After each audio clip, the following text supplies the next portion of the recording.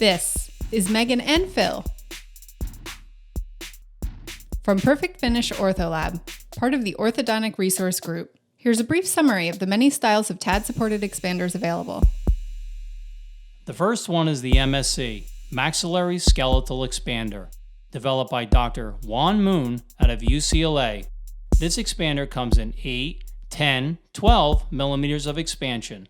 The laboratory needs a maxillary scan or impression and bands for the first molars. 3D printed bands for the first molars can be provided by the laboratory. The 4 TAD locations are predetermined by the expander as the TAD rings are built into the housing of the screw.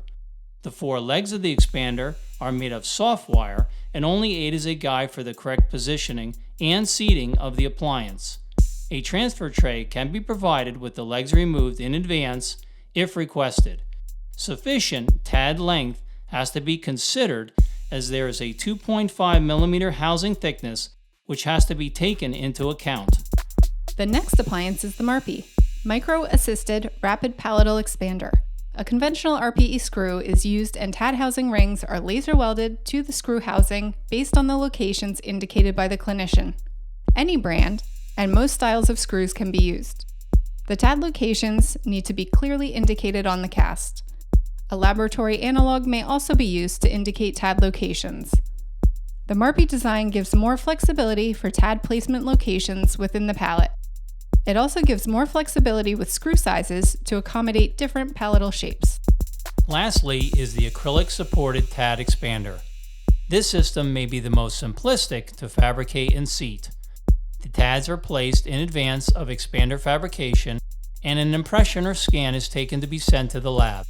The lab will fabricate the acrylic-based expander around the TAD locations. The clinician then secures the appliance to the TADs with a light-cured acrylic like Triad gel.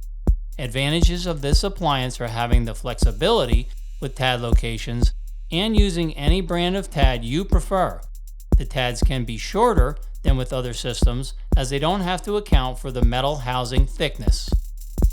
If you need more information on laboratory fabrication, please contact your local lab or one of the members of the Orthodontic Resource Group.